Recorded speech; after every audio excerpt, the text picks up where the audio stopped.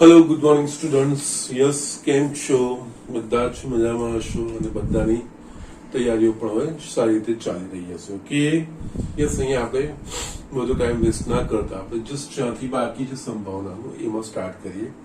આપણે લાસ્ટ લેક્ચરમાં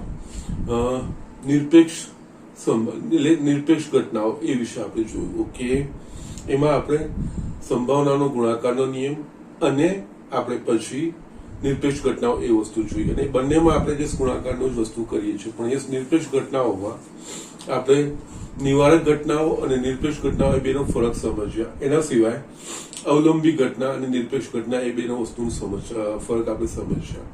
ઓકે, એટલે કે અહીંયા સામાન્ય રીતે જો કોઈ એક ઘટના, એક જ નિર્દેશાવકાશની બે ઘટનાઓ હોય અને એક ઘટનાનો ઉદ્ભવ એ બીજી ઘટનાના ઉદ્ભવ પર અસર કરતું હોય તો યસ, એ પરિસ્થિતિમાં એ અવલંબી ઘટનાઓ કહેવાય અને એમાં એ બંને ઘટનાઓ એક સાથે ઉદ્ભવવાની સંભાવના P ઓફ A છે B બરાબર P of A into P of B by A. Okay, આનો અર્થ એ થાય કે ઘટના A ઉદ્ભવી ચૂકી છે અને હવે એના સંદર્ભમાં ઘટના B, એટલે યસ, જ્યારે ઘટના B ની સંભાવના શોધીએ ત્યારે ઘટના A ઉદ્ભવી ચૂકી છે. એના પ્રમાણે જે નિર્દેશાવકાશમાં ફેરફાર થયો હોય એ B બાય A શોધવામાં આપણે ધ્યાનમાં લેવાનું.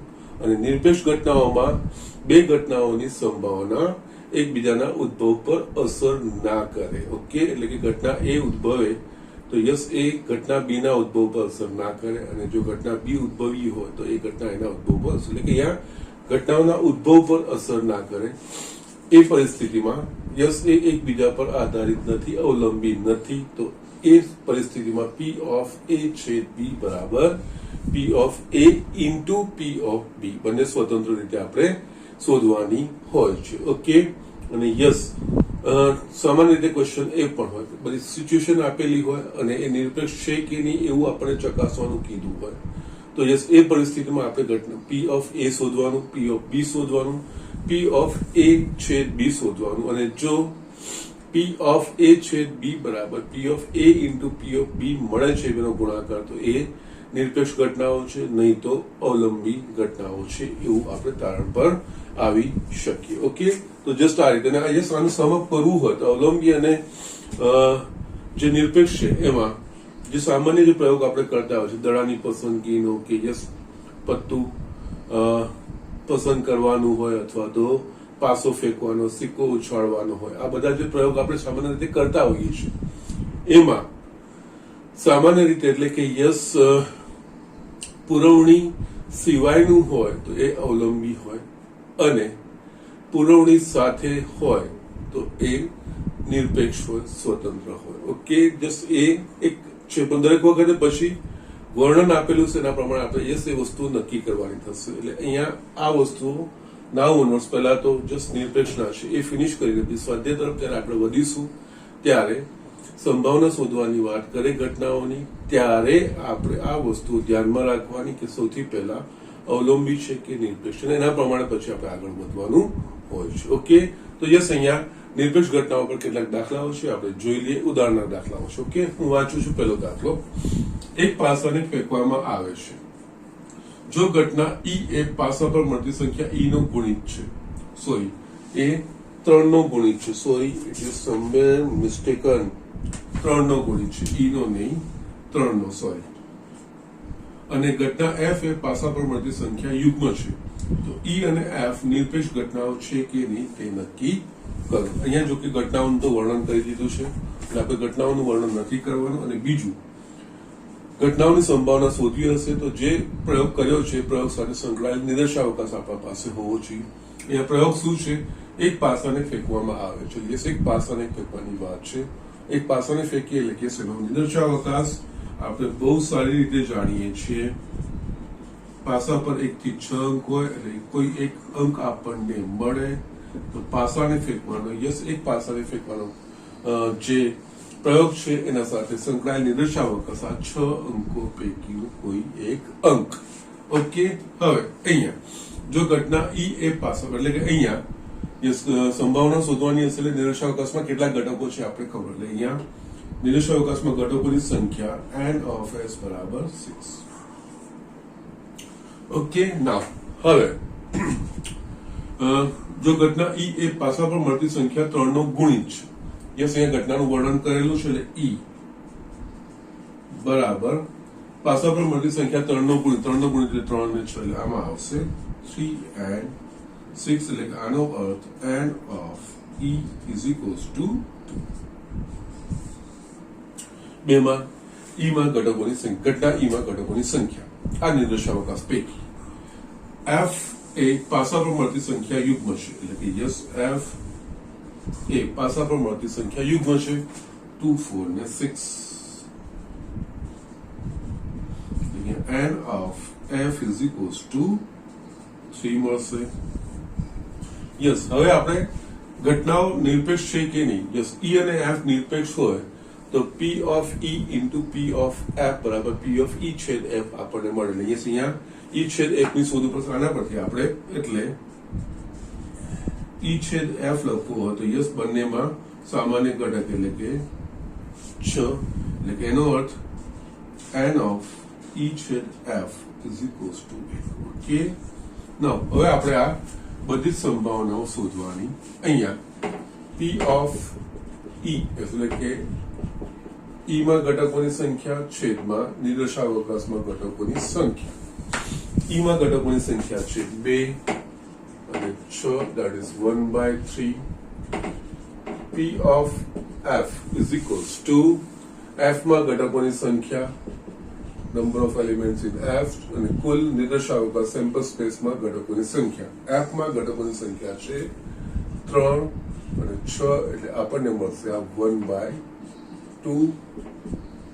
ઓકે, યસ, એ જ રીતે અહીંયા આપણા પાસે e છેદ f ની સંભાવના એટલે કે e છેદ f માં ઘટકોની સંખ્યા ભાગ્યા નિર્દેશાવકાશના ઘટકોની સંખ્યા એમાં છે 1 1/6. આટલી વસ્તુઓ થઈ ગઈ.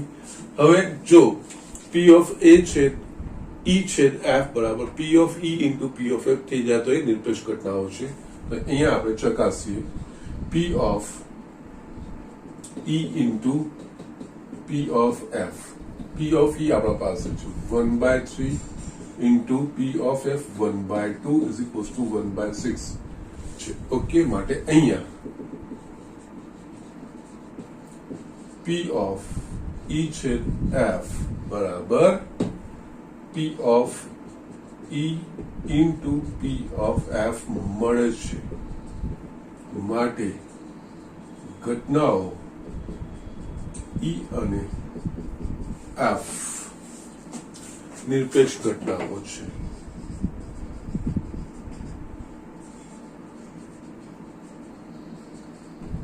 Yes, it's that much simple. Yes, આ જ વસ્તુ આપણે નિરપેક્ષ આપેલી હોય તો આપણે આ વસ્તુ લઈ લેવાની અને સાબિત કરવું તો આપેલી જે માહિતી છે એના બદલે આપણે યસ આવું આપણે સાબિત કરીને બતાવી દઈએ તો નિરપેક્ષ ઘટનાઓ છે એ રીતે આપણે કહી શકીએ. ઓકે, નેક્સ્ટ અહીંયા બીજું એક્ઝામ્પલ લઈએ. એ પણ એ અને બી નિરપેક્ષ છે કે નહીં એ ચકાસવાનું છે, પણ પ્રયોગ થોડો અલગ છે. એક સમતોલ પાસાને 2 વખત ફેંકવામાં આવે છે. ઘટના એ પ્રથમ પ્રયત્ને અયુગ્મ સંખ્યા મળે અને ઘટના બી બીજા પ્રયત્ને અયુગ્મ સંખ્યા મળે તેમ હોય તો ઘટનાઓ એ અને બી નિરપેક્ષ છે કે કેમ તે ચકાસો. યસ, અહીંયા ઘટનાઓનું વર્ણન કરેલું છે, પ્રયોગનું વર્ણન કરેલું છે. પ્રયોગ સાથે નિર્દેશાવકાશ સંકળાયેલો એટલે પ્રયોગના જે શક્ય પરિણામો હોય એ બધા શક્ય પરિણામોનો ગણ એ નિર્દેશાવકાશ થાય. એટલે અહીંયા પ્રયોગ સાથ શું છે? એક સમતોલ પાસાને 2 વખત ફેંકવાનો છે. ઓકે, એટલે અહીંયા નિર્દેશાવકાશ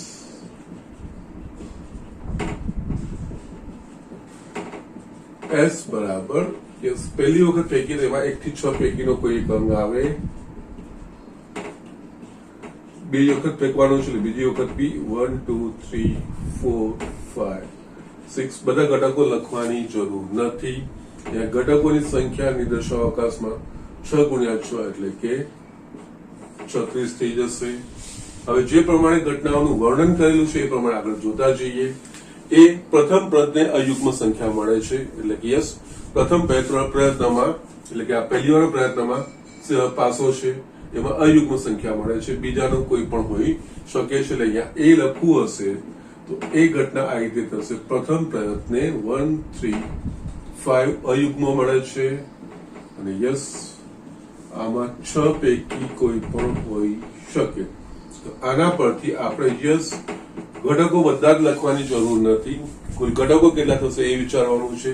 આમાં 3 અને 6, 3 ગુણ્યા 6, આમાં ઘટકો થશે 18. એ જ રીતે બી, એમાં શું લખ્યું છે કે બીજા પ્રયત્ને અયુગ્મ સંખ્યા મળે છે, બીજા પ્રયત્ન મળે છે. પહેલા પ્રયત્નનું કોઈ આપણને અહીંયા વર્ણન નથી, એટલે પહેલા પ્રયત્ન કોઈ પણ આવી શકે. તો કે એમાં 1 2 3 4 5 6 અને જ્યારે આમાં બીજા પ્રયત્ને અયુગ્મ મળે છે, બીજા પ્રયત્નમાં ફક્ત 1 3 5. એટલે અગેન આમાં બી માં ઘટકોની સંખ્યા 6 ગુણ્યા 3 18 થશે. ઓકે, નાઉ હવે નિરપેક્ષ ઘટનાઓ ચકાસવાની છે. તો યસ આપણને એ છેદ બી પણ મળવો જોઈએ. અહીંયા એ છેદ બી, એ છેદ બી એટલે કે યસ અહીંયા પ્રથમ પ્રયત્ને અયુગ્મ સંખ્યા મળે છે અને બીજા પ્રયત્ને પણ અયુગ્મ સંખ્યા, એટલે કે અહીંયા પ્રથમ અને બીજા બંને પ્રયત્ને અયુગ્મ સંખ્યા મળે. ઓકે, તો યસ એ બીજું કઈ જ ના હોય. આમ જોવા જઈએ તો 135 ક્રોસ 135, યસ આ બંનેમાં ઘટકો હશે જ. ઓકે, આ રીતનું 135 અહીંયા પણ છે, અહીંયા પણ છે, અહીંયા જસ્ટ 6 છે. યસ એટલે આ થશે આમાં, એટલે કે અહીંયા n ઓફ a છેદ b બરાબર 3 ગુણ્યા 3 9. યસ અહીંયા આટલું થઈ જાય એટલે યસ તમારો દાખલો ઓલમોસ્ટ ફિનિશ થઈ ગયો છે. હવે બધી ઘટનાઓ શોધવાની. ઘટનાઓની સંભાવના p ઓફ a એટલે કે n ઓફ a છેદમાં નિર્દેશાવકાશના ઘટકોની સંખ્યા, એટલે કે 18 ભાગ્યા 36 દુની 1/2. એ જ રીતે p of b is equals to n of b છેદમાં n of s, n of b બી આપણા પાસે 18 36 એટલે આપણને 1/2 મળે. આ દાખલો હું અહીંયા ફિનિશ કરું છું. p of a છેદ b એટલે કે n of a છેદ b છેદમાં n of s, a છેદ b આપણા પાસે 9 અને આ 36 9 ચોક 36 એટલે 1/4. હવે આપણે ચકાસવાની હોય નિરપેક્ષ માટે p of a into p of b. p of a આપણા પાસે 1/2 into 1/2 1/4 જે a છેદ b જેટલી છે, એટલે કે યસ p of a છેદ b માટે અહીંયા p of a છેદ b is equals to p of a into p of b મળે છે.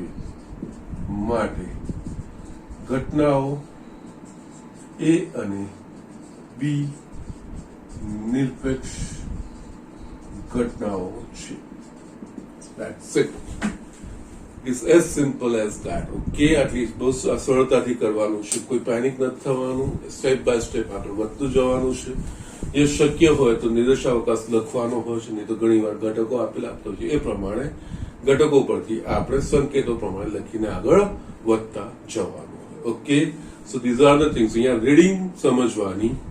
એ છેદ બી હોય, એ છેદ બી લખેલું નથી, પરંતુ યસ પ્રથમ પ્રયત્ને અયુગ્મ અને બીજા પ્રયત્ન એટલે પહેલાની બીજા બંને પ્રયત્નોમાં અયુગ્મ મળતું હોય એવું એ છેદ બી માં આવે. એના પ્રમાણે આપણે આ વસ્તુ આગળ વધારવાની હોય. ઓકે, સો જસ્ટ રાઇટ ડાઉન. આપણે બીજા દાખલાઓ જોઈએ. યસ સ્ટુડન્ટ, અહીંયા મેં બીજો દાખલો લખ્યો છે. 3 સિક્કાઓને એક સાથે ઉછાળવામાં આવે છે. ધારો કે ઘટના ઈ 3 છાપ અથવા 3 કાંટા, ઘટના એફ ઓછામાં ઓછી 2 છાપ અને ઘટના જી વધુમાં વધુ 2 છાપ મળે તેમ દર્શાવે છે. જોડ EF, EG અને FG પૈકી કઈ ઘટનાઓની જોડ નિરપેક્ષ ઘટનાઓની જોડ છે, કઈ ઘટનાઓની જોડ અવલંબી છે. ઓકે, એટલે અહીંયા E અને F, એના માટે જો P of E છેદ F is equals to P of E into P of F મળે તો યસ એ નિરપેક્ષ છે પરસ્પર, એટલે કે યસ એ નિરપેક્ષ ઘટનાઓની જોડ થાય. જો ના મળે તો એ અવલંબી ઘટનાઓ કહેવાય. ઓકે, તો યસ અહીંયા જે આપણને પ્રયોગ કીધો છે અને યસ વારંવાર હું તમને રિમાઇન્ડ કરાવું છું કે જે નિદર્શાવકાશ એટલે જે પ્રયોગ આપણને વર્ણન કરેલું હોય એ પ્રયોગના નિદર્શાવકાશના ઘટકો યસ લિમિટેડ સંખ્યામાં હોય લખી શકાય એવા હોય તો યસ એ નિદર્શાવકાશને આપણે વર્ણન કરવું જોઈએ. અહીંયા નિદર્શાવકાશ શું છે? નિદર્શાવકાશ એટલે જે પ્રયોગ આપ્યો છે એના શક્ય પરિણામો. 3 સિક્કાઓને એક સાથે ઉછાળવામાં આવે છે. દરેક સિક્કામાં કાં તો છાપ કે કાંટો એટલે 3 સિક્કાઓ છે તો યસ આપણને ખબર છે એનો નિદર્શાવકાશ 3 સિક્કાઓને ઉછાળીએ તો yes H H H H H T. હવે આ બદલવાનું H T H H T T T H H T H T T T H અને T T T. ઓકે, અહીંયા ટોટલ 8 પરિણામો હોય એટલે કે અહીંયા નિદર્શાવકાશમાં ઘટકોની સંખ્યા 8. ઓકે, પછી જેમ ઘટનાઓનું વર્ણન કરેલું જ છે એટલે એના ઘટકો લખવાના આપે કે કયા કયા એમાં આવે. 3 છાપ અથવા 3 કાંટા એટલે જશે 3 છાપ એટલે કે H H H, 3 કાંટા એટલે T T T એટલે કે N of E બરાબર 2. F ઓછામાં ઓછી 2 છાપ, ઓછામાં ઓછી 2 છાપ એટલે કે 2 અથવા તો 3. ઓકે, એટલે કે યસ F ઓછામાં ઓછી 2 છાપ એટલે 2 અથવા 3 એટલે કે H H H H H T H T H yes T H H. પછી બાકી કોઈ આપણને ન મળે એટલે કે યસ આ છે 4. N of F બરાબર 4. યસ, હવે G. યસ, G માં જોઈએ તો આપણે વધુમાં વધુ 2 છાપ એટલે વધુમાં વધુ 2 છાપ એટલે કે એક પણ છાપ ન હોય, એક હોય અથવા તો 2 હોય. વધુમાં વધુ 2 એટલે કે 3 વાળી ના આવ્યું છે, બાકી બધી છે. અહીંયા વધુમાં વધુ 2 છાપ મળે. 2 છાપ મળે એનો મતલબ 2 મળે, 1 મળે અથવા તો 1 પણ ના મળે. Yes R H H T H T H H T T. વધુમાં વધુ 2 છાપ કીધી છે T H H T H T T T H અને yes T T T. Yes, વધુમાં વધુ 2 છાપ એટલે કે 2, 1 અથવા તો 1 પણ નહીં. યસ, આટલું મળી ગયું તો અહીંયા N of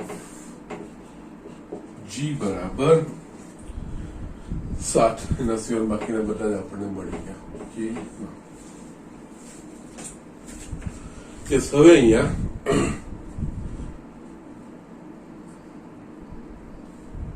આ થઈ ગયા પછી હવે આપણે આ બધું તો આપણે E છેદ F શોધવું પડશે અને આ શોધવું પડશે E છેદ F. યસ, આ બંનેમાં સામાન્ય ઘટક H H H T T T નથી, એક જ ઘટક આવશે. Okay, fine. So N of E છેદ F is equals to 1. E છેદ G, E છેદ G, H H નથી, T T T. યસ, ફક્ત T T T એ જ આપણને મળે છે. અહીંયા T T T એટલે કે N of E છેદ G is equals to 1. Yes, છેલ્લે આપણા પાસે કઈ છે F. F છેદ G. F છેદ G માં આપણા પાસે H H T H T H T H H. Yes, okay, આ 3 છે. ઓકે, H H H નથી એટલે યસ અહીંયા N of F છેદ G બરાબર.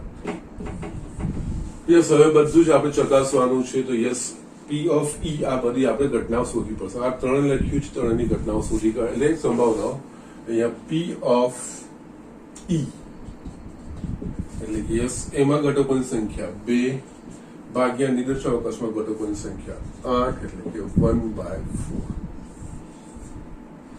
p of f માં ઘટકોની સંખ્યા 4 8 એટલે કે 1/2 okay yes p of g એમાં ઘટકોની સંખ્યા 7/8 યસ આ વસ્તુ આવી ગઈ અગેન છેદની લખી દઈએ તો p of e છેદ f એટલે કે એમાં ઘટકોની સંખ્યા 1/8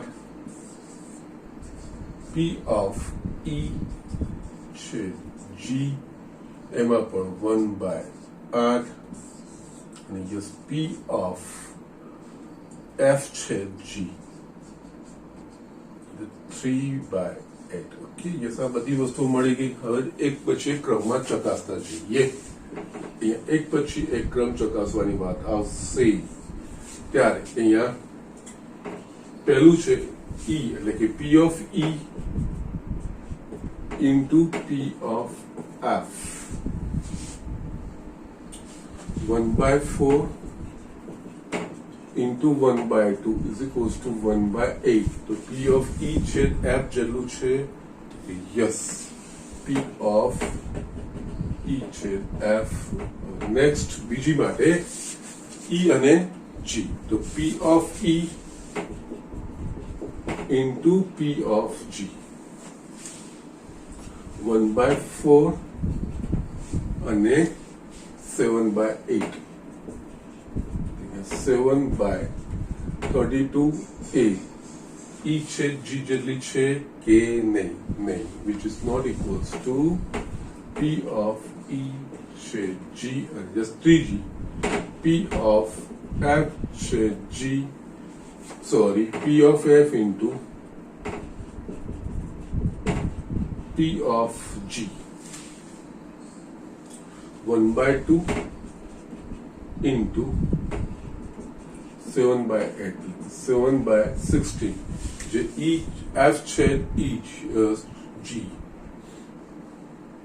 yes a 3/8 છે which is not equals to p of a છેદ p અહીંયા આપણે કહી શકીએ કે બસ e અને f એ નિવારક ઘટનાઓ છે જ્યારે e અને g અને f અને g એ અવલંબી ઘટનાઓ છે માટે અહીંયા e અને f સોરી નિરપેક્ષ ઘટનાઓ નોટ નિવારક નિરપેક્ષ ઘટનાઓ છે જ્યારે e અને g તથા f અને g એ અવલંબી ઘટનાઓ છે આ રીતે આપણે કન્ક્લુઝન પર આવવાનું છે જ્યારે એ બાકીની જે જોડો છે એ અવલંબી છે આ રીતે આપણે જસ્ટ જે હમણાં કરતા હતા બે ઘટનાઓમાં કરતા હતા અહીંયા ત્રણ ઘટનાઓ હતું ત્રણ ઘટનાઓનું પરસ્પર જોડયુક્ત નિરપેક્ષ હોઈ શકે ત્રણ માટે તો p of e છેદ f છે g બરાબર p of e into p of f into p of g આપણે ગઈકાલે એના પર આધારિત નોટ લખી છે ઓકે એ ત્રણેય ઘટનાઓ નિરપેક્ષ છે એના માટે થાય ઓકે તો બસ એટલે અહીંયા આપણને ચકાસવાનું કીધું હતું કે નિરપેક્ષ છે કે અવલંબી તો યસ એના માટે આ જે લોજિક છે બે ઘટનાઓનો છેદની સંભાવના જો એ બે ઘટનાઓના સંભાવનાના ગુણાકાર બરાબર થાય તો એ નિરપેક્ષ ઘટનાઓ છે નહીં તો અવલંબી છે ઓકે સો જસ્ટ એટલું જ આપણે લખવાનું હતું okay so just do it આપણે નેક્સ્ટ એક્ઝામ્પલ જોઈએ યસ સ્ટુડન્ટ અહીંયા મેં એક બીજો દાખલો લખ્યો છે એકચ્યુઅલી આ દાખલો નું જે પરિણામ છે એ ખૂબ મહત્વનું પરિણામ છે જે આપણે યાદ રાખવાનું છે એને આપણે દાખલાઓમાં વાપરવાનું પણ છે ઓકે અને યસ આના પરથી એક નોટ ઇમ્પોર્ટન્ટ નોટ લખવામાં આવશે ઓકે યસ એનો દાખલાઓમાં ઘણી જગ્યાએ આપણે ઉપયોગ કરવાનો છે ઓકે જસ્ટ વાંચી લો સ્ટેટમેન્ટ ટાઈપ છે એકચ્યુઅલી આ થિયરી ટાઈપ હોવું જોઈએ પણ અહીંયા સ્ટેટમેન્ટ આપ્યું છે નો પ્રોબ્લેમ છેલ્લેની ઇમ્પોર્ટન્ટ નોટ કરીને આપણે જસ્ટ આના પરથી જે તારણ નીકળશે એ પણ આપણે લખીશું કે જો E અને F નિરપેક્ષ ઘટનાઓ હોય તો સાબિત કરો કે ઘટનાઓ E અને F' પણ નિરપેક્ષ છે યસ અહીંયા આપણને ઈ અને એફ નિરપેક્ષ ઘટનાઓ છે એવું કે આપેલ છે, એટલે એનો અર્થ અહીંયા પી ઓફ ઈ છેદ એફ બરાબર P of E into P of F થાય એવું આપેલું છે, અને આપણે સાબિત કરવાનું છે ઈ અને એફ ડેશ પણ નિરપેક્ષ છે, એનો મતલબ આપણે સાબિત કરવાનું છે પી ઓફ ઈ છેદ એફ ડેશ બરાબર P of E into P of F dash થાય, એટલે આપણે એવું બતાવવાનું, એટલે એ નિરપેક્ષ, કારણ કે કોઈ પણ બે ઘટનાઓ નિરપેક્ષ થાય એનો મતલબ એ બે ઘટનાઓના છેદની સંભાવના એ બે ઘટનાઓની સંભાવનાના ગુણાકાર બરાબર થાય તો એ નિરપેક્ષ ઘટનાઓ કહેવાય. એટલે અહીંયા આપણે આવું સાબિત કરીને બતાવવું પડે કે પી ઓફ ઈ છેદ એફ ડેશ બરાબર P of E into P of F dash. Yes, તો યસ એના તરફ આપણે આગળ વધવું હોય તો યસ અહીંયા આપણે ઈ એટલે એકચ્યુઅલી ઈ છેદ એફ આપેલું છે અને આપણે ઈ છેદ એફ ડેશ લેવાનું છે, એટલે આપણે ઈ છેદ એફ અને ઈ છેદ એફ ડેશ નો એક સંબંધ જોઈએ. એટલે એના માટે હું જસ્ટ વેન આકૃતિ દોરું છું. આપણે જસ્ટ વેન આકૃતિ દોરીએ તો એમાં યસ આને આપણે ઈ કહીએ અને આને આપણે એફ કહીએ. યસ આકૃતિ પરથી આપણે કહી શકીએ છીએ નિદર્શાવકાશની ઘટનાઓ એસ. આ ભાગ કહેવાશે ઈ છેદ એફ, અને યસ જે આ ભાગ છે એટલે કે જસ્ટ હું રેખાંકિત કરું છું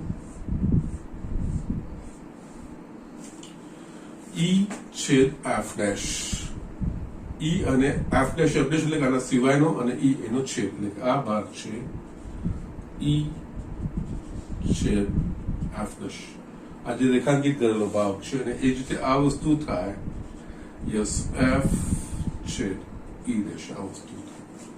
ઓકે, ના અહીંયા આપણે જોઈ શકીએ છીએ કે ઈ છેદ એફ ડેશ અને ઈ છેદ એફ એ બંને ભેગા મળીને ઈ બનાવે છે, અને એના સિવાય બીજું ઈ છેદ એફ ડેશ અને ઈ છેદ એફ એ પરસ્પર નિવારક છે, બંનેનો છેદ ફાય છે. ઈ છેદ એફ ડેશ અને ઈ છેદ એફ, ઈ છેદ એફ આટલો જ ભાગ છે ને આ ઈ છેદ એફ ડેશ, બંનેનો છેદ પણ ફાય, એટલે પરસ્પર નિવારક ઘટનાઓ છે. અહીંયા આપણે શરૂઆત આ રીતે કરવાની છે આકૃતિ પરથી. યસ, ઈ બરાબર ઈ છેદ એફ ડેશ યોગ ઈ છેદ એફ. ઓકે, એટલે આનો અર્થ P of E is equals to P of E છેદ એફ ડેશ યોગ ઈ છેદ. નાઉ પી ઓફ એ યોગ બી બરાબર, જો એ અને બી એ પરસ્પર નિવારક ઘટના હોય એટલે કે એ છેદ બી બરાબર ફાય થતું હોય તો પી ઓફ એ યોગ બી બરાબર P of A plus P of B. તો યસ એના પ્રમાણે આ જસ્ટ અહીંયા કે ઈ છેદ એફ ડેશ એ બે પરસ્પર નિવારક ઘટનાઓ છે, અહીંયા જોગ છે, તો યસ અહીંયા આ એ અને બી પરસ્પર નિવારક ઘટનાઓ છે તો એ પ્લસ બી. ઓકે, તો યસ આના પરથી આપણે માનીએ P of E is equals to P of E છેદ F dash plus P of E છેદ F, કારણ કે E છેદ F dash અને E છેદ F એ પરસ્પર નિવારક ઘટનાઓ છે. જैसे આપણે આકૃતિ બધી જોઈ શકીએ છીએ, તમે કરશો તો પણ એ આવશે ફાય આવશે બંનેનો છે. યસ, આના પરથી આપણને પી ઓફ ઈ છેદ એફ ડેશ ને હું કરતા બનાવું તો P of E minus P of E છેદ એફ માટે પી ઓફ ઈ છેદ F dash is equals to P of E minus. હવે આપણને આપી દીધું છે ઈ અને એફ નિરપેક્ષ ઘટનાઓ હોય એટલે કે છે ઈ અને એફ નિરપેક્ષ ઘટનાઓ છે, આની જગ્યાએ આપણે પી of E into P of F લખી શકીએ, કારણ કે ઈ અને એફ નિરપેક્ષ ઘટનાઓ. ઓકે, તો માટે પી ઓફ ઈ છેદ એફ ડેશ બંનેમાંથી પી ઓફ ઈ સામાન્ય નીકળશે, કૌંસમાં 1 માઇનસ પી ઓફ એફ. આપણે ખબર છે 1 માઇનસ પી ઓફ એફ એટલે કે પી ઓફ એફ ડેશ, માટે અહીંયા પી ઓફ E छेद f dash is equals to P of E into P of f dash જે નિરપેક્ષ પુરવાર કરવા માટેને આપણે જે શરત છે ઓકે માટે E અને f dash પણ નિરપેક્ષ ઘટનાઓ ઓકે સો જસ્ટ આ રીતે સાબિત કરવાનું છે અને એ જ રીતે અહીંયા E અને F નિરપેક્ષ આપણે એ પણ સાબિત કરી શકીએ E ડેશ અને F પણ નિરપેક્ષ ઘટનાઓ છે ઓકે એટલે એમાં આ કિસ્સામાં આપણે આ વસ્તુ લઈ લેવાની ઓકે અને આપણે એ પણ સાબિત કરી શકીએ E અને F છે તો E ડેશ અને F ડેશ પણ નિરપેક્ષ ઘટનાઓ હોય જે તારણ મારે લખવાનું છે અને આ તારણનું આપણે દાખલાઓમાં બહુ જ ઉપયોગ કરવાનો આવશે જે પ્રમાણે સંભાવના શોધવાની હશે ને એ પ્રમાણે આ તારણોનો એમાં ખૂબ જ જે હું લખું છું અહીંયા જે સિમ્પલ જો E અને F નિરપેક્ષ ઘટના હોય એટલે કે P of E છેદ F બરાબર P of E into P of F હોય તો E અને F ડેશ પણ નિરપેક્ષ ઘટનાઓ છે એટલે કે આપણે P of E છેદ F ડેશ બરાબર P of E into P of F dash લખી શકીએ E ડેશ અને F પણ નિરપેક્ષ ઘટનાઓ છે એવું આપણે લખી શકીએ એનો મતલબ P of E ડેશ છેદ F બરાબર P of E dash into P of F લખી શકાય E ડેશ અને F ડેશ પણ નિરપેક્ષ ઘટનાઓ છે જો E અને F હતો તો યસ એના પરથી આપણે P of E ડેશ છેદ F ડેશ બરાબર P of E dash into P of F dash એ પણ લખી શકીએ ફક્ત આ આપેલું હોય તો યસ આ ત્રણ એના પરથી પરિણામો આપણે જે પ્રમાણે ઉપયોગ કરવાનો પ્રમાણે ઉપયોગ દાખલામાં કરી શકીએ અહીંયા ઇટ્સ એન ઇમ્પોર્ટન્ટ નોટ જો E અને F નિરપેક્ષ ઘટનાઓ હોય તો E અને F ડેશ પણ નિરપેક્ષ ઘટનાઓ હોય સેકન્ડ E ડેશ અને F પણ નિરપેક્ષ ઘટનાઓ હોય થર્ડ E ડેશ અને F ડેશ પણ નિરપેક્ષ ઘટનાઓ હોય એટલે કે જો P of E છેદ F બરાબર P of E into P of F તો P of E છેદ F ડેશ બરાબર P of E into P of F dash second P of E dash છેદ F is equals to P of E dash into P of F and third P of E dash F dash is equals to P of E dash into P of F dash. It's very important not અને આપણે બહુ બધા દાખલામાં આ વસ્તુનો ઉપયોગ કરવાનો આવશે એટલે અહીંયા E અને F નિરપેક્ષ ઘટનાઓ આપેલી એટલે કે જે આપણે આ રીતનું વસ્તુ હોય તો એના પરથી આ પણ લખાય આ પણ લખાય આ ત્રણ વસ્તુઓ સાચી છે આપણે જે પ્રમાણેની ઘટનાઓ શોધવાની હોય ઓકે એટલે આનો અર્થ શું E અને F નિરપેક્ષ ઘટનાઓ તો P of E છે A અને P E અને F બંને થવાની સંભાવના P of E into P of F આનો અર્થ E છે અને F નથી ઓકે એટલે P ઉદ્ભવે F ન ઉદ્ભવે અને P ઉદ્ભવે અને F ન ઉદ્ભવે એની સંભાવના એ પણ E ને ઉદ્ભવની સંભાવના ને યસ F ના નહીં ઉદ્ભવવાની સંભાવનાનો ગુણાકાર એ જ વસ્તુ અહીંયા એ રીતે તમે વસ્તુ લઈ શકે છે અને યસ E નહીં ઉદ્ભવવાની સંભાવના અને F નહીં ઉદ્ભવવાની સંભાવના યસ એ બંને નહીં ઉદ્ભવવાની સંભાવનાનો ગુણાકાર યસ આ એક બહુ જ ઇમ્પોર્ટન્ટ વસ્તુ છે અને યસ આપણે ઘણા બધા દાખલાઓમાં સ્વાધ્યાયમાં આ વસ્તુનો ઉપયોગ કરવો પડશે ઓકે તો just write down quickly and just આ નોટનું ખાસ ધ્યાન રાખવાનું છે જસ્ટ દાખલાઓમાં જ્યાં જ્યાં જરૂર હશે ત્યાં આ વસ્તુનો ઉપયોગ કરીશું દાખલો એકદમ સરળ બની જશે okay so just do it fast એક ઉદાહરણ એક દાખલો છે જસ્ટ એ પણ ઇમ્પોર્ટન્ટ છે એક એક્ઝામની દ્રષ્ટિએ એ જોઈને આપણે સ્વાધ્યાય 13.2 ના દાખલાઓ કરવાના છે. Okay, so just do it fast. Yes student, અહીંયા મેં એક દાખલો લખ્યો છે. યસ, અને અહીંયા આપણે જસ્ટ જે નોટ ભણીને કેવી રીતે ઉપયોગ થાય છે એ વસ્તુ આપણે સમજીએ. જો એ અને બી નિરપેક્ષ ઘટનાઓ હોય તો સાબિત કરો કે એ અને બી માંથી ઓછામાં ઓછી ઘટના ઉદ્ભવવાની સંભાવના 1 minus P of A dash into P of B dash. Okay, અહીંયા વર્ણનને સંકેતોમાં રૂપાંતરણ કરતા આવડવું જોઈએ.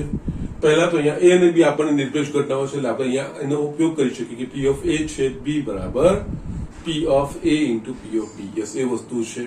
અને યસ, એ અને બી નિરપેક્ષ છે તો કે જ્યાં જ્યાં જરૂર હશે એ ડેશ અને બી પણ નિરપેક્ષ થશે, એ અને બી ડેશ પણ નિરપેક્ષ થશે અને એ ડેશ અને બી ડેશ પણ નિરપેક્ષ થશે. યસ, એનો આપણે યસ મગજમાં એક વસ્તુનો ખ્યાલ રાખવાનો, એનો ઉપયોગ પણ આપણે જો જ્યાં જરૂર પડે તો ઉપયોગ કરી શકીએ. હવે આપણે અહીંયા સંભાવના શાની શોધવાની છે તો એ અને બી માંથી ઓછામાં ઓછી એક ઘટના. એ અને બી માંથી ઓછામાં ઓછી એક ઘટના એનો મતલબ એ અથવા બી અથવા તો એ અને બી બંને.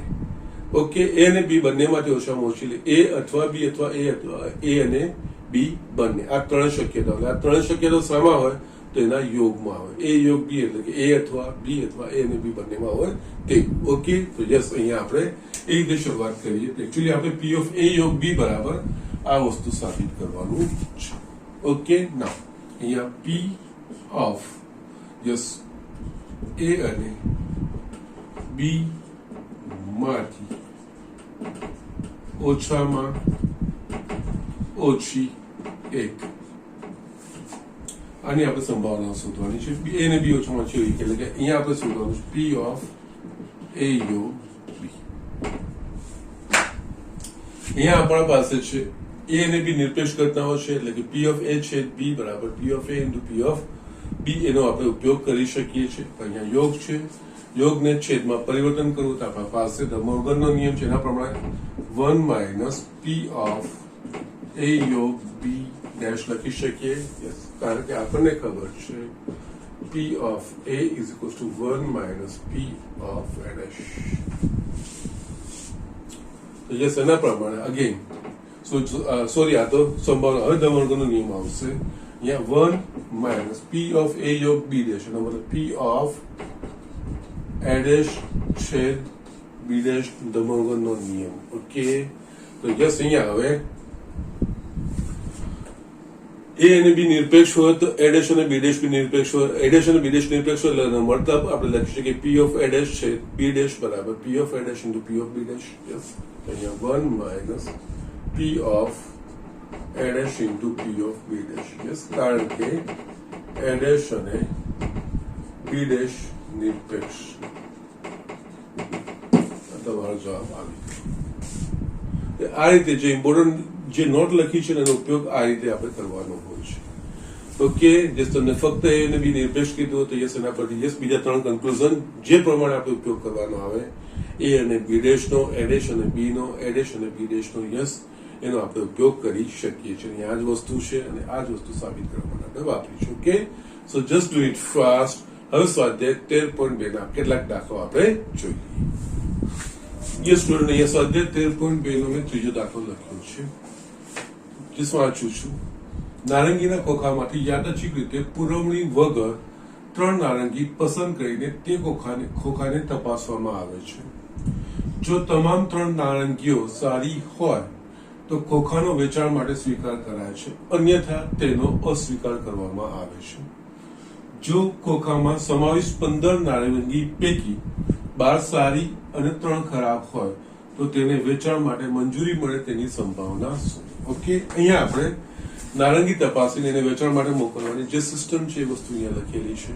અને અહીંયા જે નારંગીઓ આપણે તપાસવાની છે ઓકે, એમાં પુરવણી વગર એટલે કે જે લીધી હોય એને તપાસી જે મૂકી દેવાની, પછી એની અંદર પાછળની પછી બીજી એટલે ક્રમવાર એક પછી એક આપણે તપાસવાની છે. ઓકે, અને યસ, અહીંયા આ જે શબ્દ છે ને યસ એ ઘણી આજે સીધું લખેલું હોય તો એ પુરવણી વગર એ વસ્તુ આપેલી હોય તો યસ એ અવલંબી જ હોય, શરતી સંભાવના જ હોય. ઓકે, એના પ્રમાણે અહીંયા શું છે, જો 3 નારંગી 3 નારંગીઓ સારી હોય તો જ એટલે કે પહેલી પસંદ કરી એ સારી હોય, બીજી પસંદ કરી સારી હોય તો જ એનો વેચાણ માટે સ્વીકાર કરવામાં આવે, બાકી સ્વીકાર કરવામાં આવે ઓકે. તો એના માટે અહીંયા જે સંભાવના શોધવાની વાત છે એટલે નિરક્ષાવકાશના ઘટકોની વાત આવશે. અહીંયા એના માટે આ વસ્તુ છે.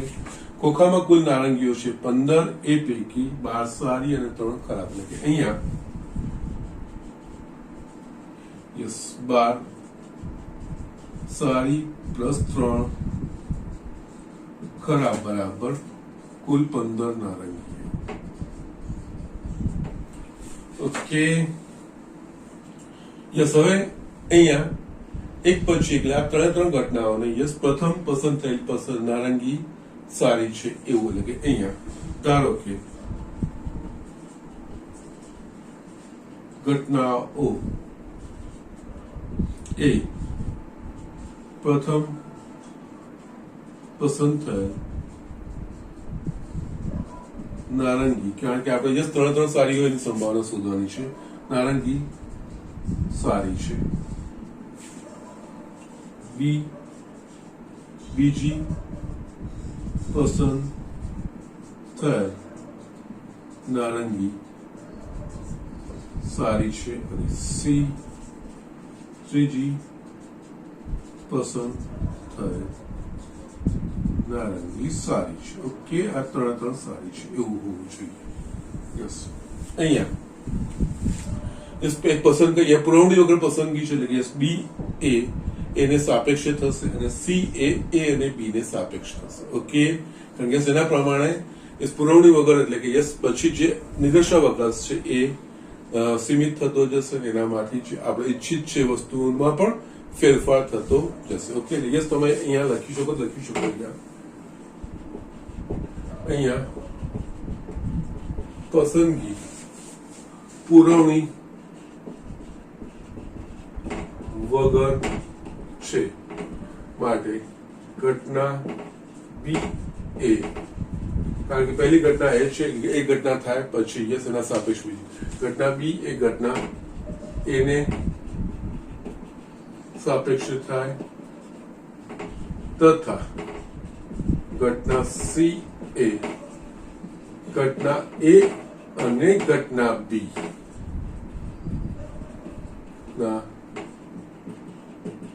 સાપેક્ષે ઉદ્ભવે અથવા તો થાય ઓકે. એ અને બી થયા પછી ત્રીજું એટલે અહીંયા આપણે આ બધી ઘટનાઓની સંભાવના શોધવી હશે તો અહીંયા પી ઓફ એ લખાશે. એટલે પહેલી પ્રથમ ઘટના એટલે કે યસ પસંદ થયેલ નારંગી સારી છે એટલે યસ પહેલા તો કુલ 15 નારંગીઓ હશે એટલે યસ કુલ પસંદગીની ઉપલબ્ધતા કેટલી પસંદગી ઉપલબ્ધ હશે તો શરૂઆતમાં 15 હશે ઓકે. યસ 15 માંથી કોઈ એક એટલે કે 15 અને એમાંથી યસ પસંદ થયેલ નારંગી એ વખતે કેટલી નારંગીઓ સારી છે 12 એટલે 12 માંથી કોઈ એક નારંગી પસંદ થાય એ એટલે કે 12. અહીંયા આ થશે 3 ચોક અને 3 પંચા 4/5.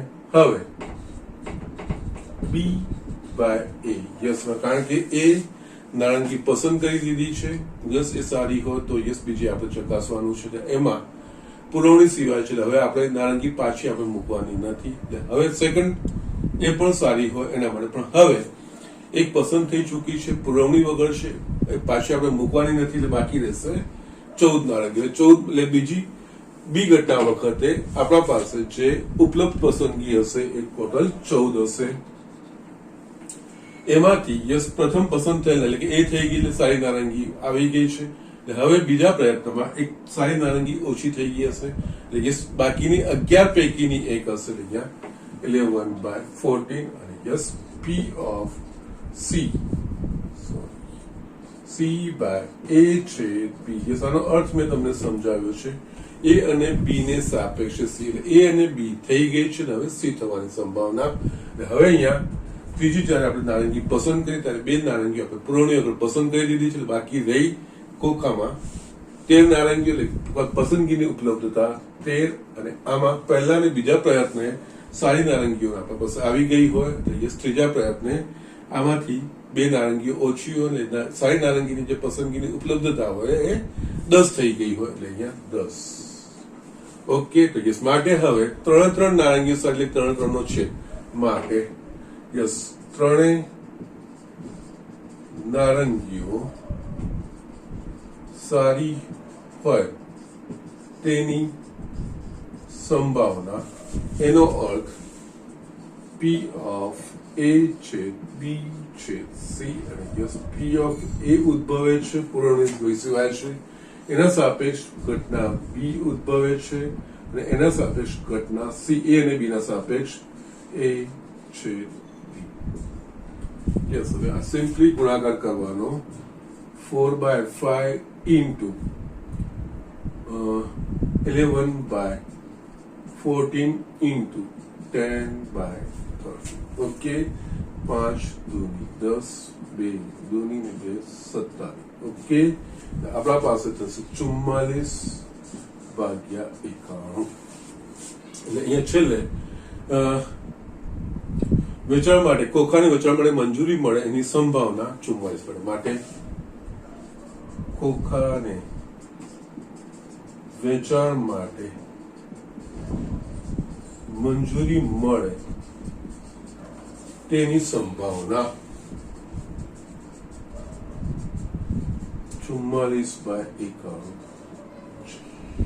આ રીતે આપણે દાખલાઓ કરવાના છે. ઓકે, એ દાખલા પર હવે જયારે બધું ભેગું થયું છે આપણા પાસે અવલંબી ઘટનાઓ અને નિરપેક્ષ ઘટનાઓ, ત્યારે યસ સંભાવનાનો દાખલાઓ કરતા પહેલા આપણે જસ્ટ એ નક્કી કરવું પડે કે યસ અવલંબી છે કે નિરપેક્ષ છે. ઓકે, અને જો આ જ નિરપેક્ષ હોત તો યસ અહીંયા આ નિરપેક્ષ કેવી રીતે થાય, જો પુરવણી સાથે કહી દીધી હોત ને તો યસ એ પછી સ્વતંત્ર થઈ જતી. યસ, દરેક વખતે આપણા પાસે ઉપલબ્ધ પસંદગીઓ 15 હોત ને દરેક વખતે સારી નારંગીઓ 12 હોત, ત્રણેય વખતે આપણને આ જ મળે 4/5, 4/5. ઓકે, એટલે જસ્ટ આ રીતે આપણે જસ્ટ એ નક્કી કરવાનું હોય કે યસ જે આપણે સંભાવના શોધવાની છે એ સંભાવના માટે જે ઘટનાઓ છે, આપેલી ઘટનાઓ એ નિર્દેશાંક સાથે સંકળાયેલી છે એ અવલંબી છે કે નિરપેક્ષ છે. ઘણીવાર સીધું પુરવણી સાથે અને પુરવણી સિવાય કીધું હોય, પુરવણી સાથેની હોય તો નિરપેક્ષ હોય, પુરવણી સિવાયની અવલંબી હોય, અને ઘણીવાર વર્ણન પરથી પણ આપણને એ વસ્તુની જજ કરવાનું હોય છે. Okay, so just do it fast. આપણે બીજા દાખલાઓ જોઈએ. યસ સ્ટુડન્ટ, અહીંયા મેં ચોથો દાખલો લખ્યો છે. એકચ્યુઅલી આવા દાખલા આપણે આગળ ઉદાહરણમાં ગણી લીધા છે, નિરપેક્ષ ઘટનાઓના છે, પણ છતાંય આમાં થોડો નિર્દેશાવકાશ અલગ છે. એ દ્રષ્ટિએ આવો આપણે જોયો નતો, એટલે જસ્ટ દાખલો તમને હું બતાવી દઉં છું. એક સમતોલ સિક્કા અને એક સમતોલ પાસાને ઉછાળવામાં આવે છે. ધારો કે ઘટના A સિક્કા પર છાપ મળે તે અને ઘટના B પાસા પર પ્રળ મળે તે દર્શાવે છે. ઘટનાઓ A અને B નિરપેક્ષ છે કે નહીં તે ચકાસો. એટલે કે યસ, અહીંયા આપણે શું કરવાનું, નિર્દેશાવકાશ લખવાનું.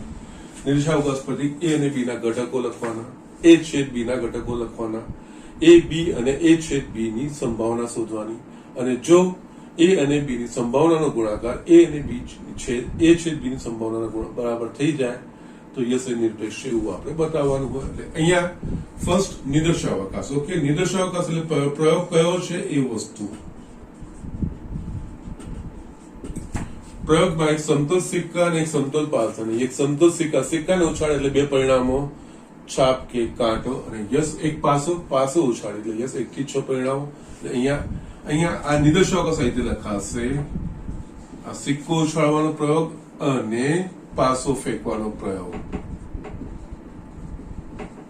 ઓકે, એટલે યસ આનો નિર્દેશાવકાશ આપણે લખી શકીએ, કઈ વાંધો નહીં. અહીંયા H1 H2 H3 H4 H5 H6 T1 T2 T3 T4 T5 અને T6. માટે અહીંયા નિર્દેશાવકાશમાં ઘટકોની સંખ્યા એટલે કે N of S 6 દૂની 12. ઓકે, જે ઘટનાનું વર્ણન જ કરેલું છે, યસ ઘટનાઓના ઘટકો જ લખવાના છે. ઘટના એ શું છે, સિક્કા પર છાપ મળે છે, યસ આ છાપ મળતું હોય એ, એટલે કે H1 H2 H3 H4 H5 H6. આનો અર્થ N of A બરાબર 6 ઘટકો. બી પાસા પર 3 મળે છે. યસ, એટલે પાસા પર 3 મળે છે એટલે H3 યસ T3. બીજું કોઈ આવી શકશે નહીં. આનામાં ઘટકો થશે n ઓફ બી બરાબર 2. યસ, અહીંયા આપણે નિરપેક્ષતા ચકાસવાની છે એટલે એ છેદ બી પર શોધવું પડે. એટલે કે અહીંયા એ છેદ બી, એ છેદ બી માં ફક્ત આપણા પાસે મળશે H3. એટલે કે આમાં ફક્ત એક જ ઘટક. ઓકે, ના હવે ત્રણ સંભાવના શોધી કાઢીએ. P of A એનો અર્થ n of A છેદમાં n of S. n of A એટલે કે 6 છેદમાં n of S એટલે કે 12. 6 દૂની 12 એટલે 1/2. P of B, P of B એટલે કે n of B that is a 2 છેદમાં n of S that is a 12 એટલે કે 1/6. એટલે the P of A છેદ B એટલે n of A છેદ B એટલે કે 1/12.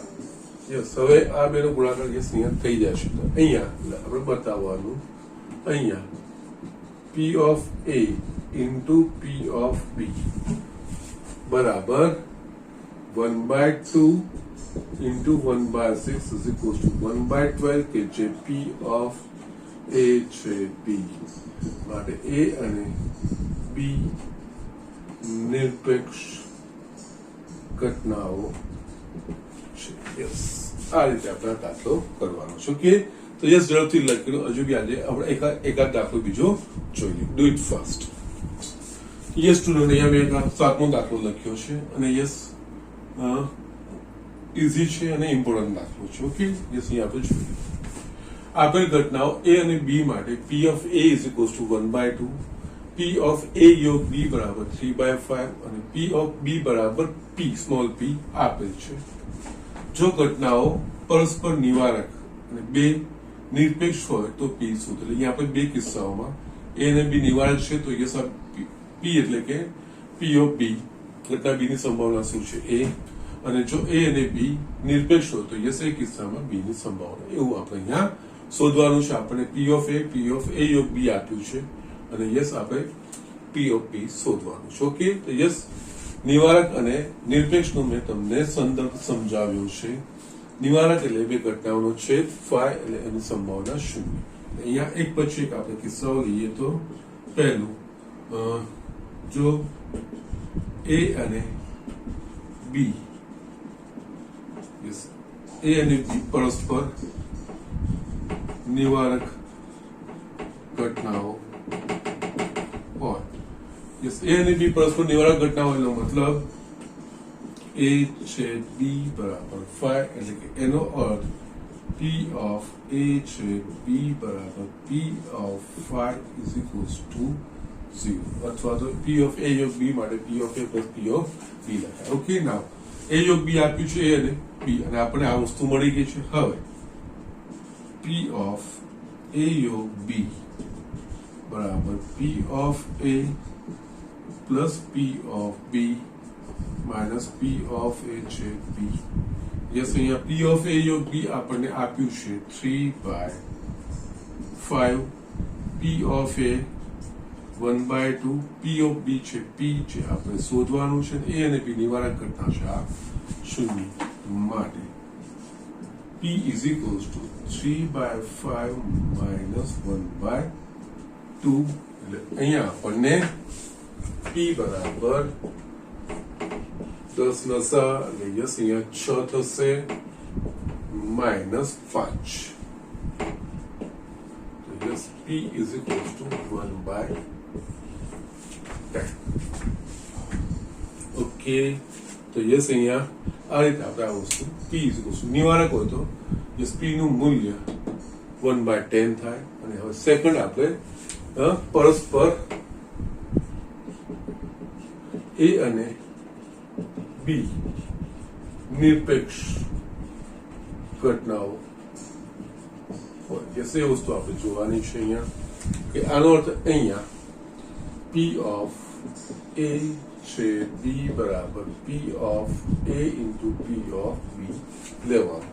યસ, આપણને યોગ આપેલો જ છે, તો યસ યોગ પરથી આપણે વસ્તુ શોધી શકીએ છીએ. એકચ્યુઅલી P ઓફ A યોગ B A dash છે B dash. Yes yes yes yes. Actually એ સરળ પણ થશે અને આ રીતે જોવા જઈએ તો આપણને આવશે કે નહીં એ વસ્તુ આપણે જોઈ લઈએ. યસ, મળશે, એ પણ મળશે, કોઈ જ વાંધો નથી. ઓકે, ના અહીંયા P ઓફ A યોગ B is equals two P of A plus P of B minus P of A છેદ B માટે અહીંયા નિવારક ઘટનાઓ છે. અહીંયા એક વખત આ વસ્તુ લખી દઈએ. P ઓફ A યોગ B P of A plus P of B minus P of A into P of B. Yes, હવે આપણે કિંમતો મૂકીએ તો યસ P ઓફ A યોગ B એટલે કે આપણને મળશે 3/5 આપેલી જ છે. P of A 1/2 P of A આપણા પાસે છે 1/2 into P of B P જે આપણે શોધવાનું છે. અહીંયા આ બંનેમાંથી P સામાન્ય નીકળશે તો 1 માઇનસ 1/2 ઇઝ ઇક્વલ્સ ટુ આ 3/5 માઇનસ 1/2 એટલે કે P into 1/2 is equals two આપણે જસ્ટ હમણાં શોધ્યું આ 3/5 minus 1/2 that is 1/10 એટલે કે P is equals to 2/10 2/5 એટલે કે P is equals to 1/5. Yes, આ રીતે આપણે કરી શકીએ. ઓકે, હવે હું છે બીજું વિચારતો છો ને આપણે બીજામાં પણ પ્રોબ્લેમ તો થશે કારણ P ઓફ B ડેશ આવશે એટલે 1 માઇનસ P લખવું પડશે. ઓકે ફાઇન, નો પ્રોબ્લેમ. આ રીતે ઇઝીલી સરળતાથી તમને મળી જઈ શકશે. યસ, આ પ્રમાણે આપણે જવાબ શોધવાના છે. ઓકે, તો જસ્ટ આ રીતે દાખલાઓ કરવાના છે. હજુ પણ આજે આગળ આ સ્વાધ્યાયમાં આગળ બીજા દાખલાઓ છે એ જે આપણે નેક્સ્ટ લેક્ચરમાં લઈશું. આજે આપણે અહીંયા પૂરતું જ મૂકીએ. તમને 13.2 માં અમુક હું તમને દાખલાઓ હોમવર્કમાં લખાવું. First, second, 5th and 6th. Yes, 4 દાખલાઓ થશે. અહીંયા આજનું હોમવર્ક સ્વાધ્યાય 13.2 એક્ઝામ્પલ પહેલો, બીજો, 5મો અને 6. યસ, આ 4 છે. 1 થી 7 આપણા થઈ જશે. કાલે આપણે યસ આ સ્વાધ્યાયના બાકીના દાખલા ફિનિશ કરવાનો જો શક્ય હશે તો ફિનિશ કરવાનો આપણે પ્રયત્ન કરીશું. ઓકે, અને યસ થોડું આ નિરપેક્ષ ઘટનાઓને યસ અવલંબીને થોડું વાંચન રાખજો, સમજવાનો પ્રયત્ન કરજો. બહુ ઇઝી છે, મજા આવે એવી વસ્તુઓ છે. ઓકે, તો યસ અહીંયા આજનું લેક્ચર કન્ક્લુડ કરીએ. પણ જતા પહેલા બધાએ જ નિયમિત વાંચન કરવાનું છે, દાખલાઓની પ્રેક્ટિસ કરવાની છે. યસ, કઈ નથી સમજાતું, નથી ખબર પડતી તો યસ મને પૂછવાનું છે. Okay, that's it.